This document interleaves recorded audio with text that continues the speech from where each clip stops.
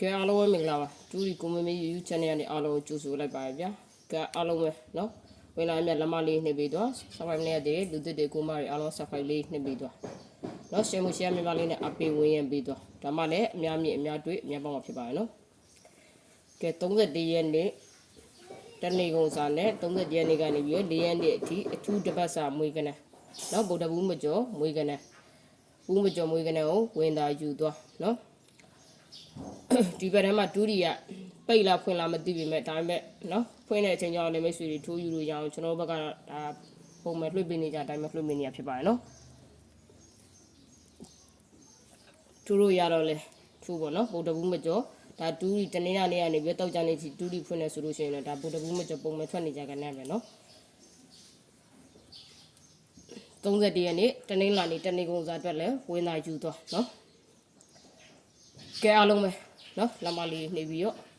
ဆောက်ခိုင်းမနေရတဲ့လူတစ်တွေကိုမရီအားလုံးကဆောက်ခိုင်းလေးနှိပ်ပြီးသွားဒါပါလေကျွန်တော်တင်တဲ့ဗီဒီယိုပိုင်းတိုင်းကိုအစီအမပြတ်အမြဲကြည့်ရှုရမှာဖြစ်ပါတယ်နော်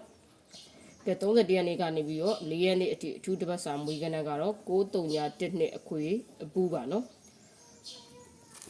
90 91 နှစ်31 32နှစ်1နှစ်99 3ဘူး1ဘူး2ဘူးဒါ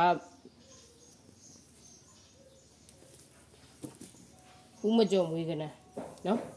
ဒါကတော့တပတ်စာဟူးမကြုံမွေးကနန်းပါ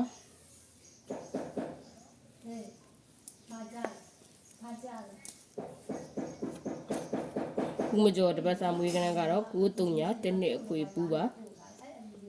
90 91 နှစ်31 32နှစ်1နှစ်99 3ဘူး1ဘူး2ဘူးနော်31ရက်နေ့တနေ့ကုန်စာအတွက်ကတော့2345အခွေအပူပါနော်31ရက်နေ့ဒါတနင်္လာနေ့မှာဒါနှလုံးဖွင့်ခဲ့မယ်ဆိုရင်နော်2345အခွေအပူပါနော်တပတ်စာမွေးကနေ့ကတော့931နှစ်ဗုဒ္ဓဘူးမကျော်ပါ30ရက်နေ့တနေ့ကုန်စာအတွက်ကတော့2345အခွေအပူပါ2324 25 34 35 45 234455နော်ရှယ်မရှယ်တရားခိုင်လို့ဖီနော်ဒါရှယ်မရှယ်အခွေကတော့2345အခွေအပူပါတပတ်စာမွေးကနန်းက931နှစ်နော်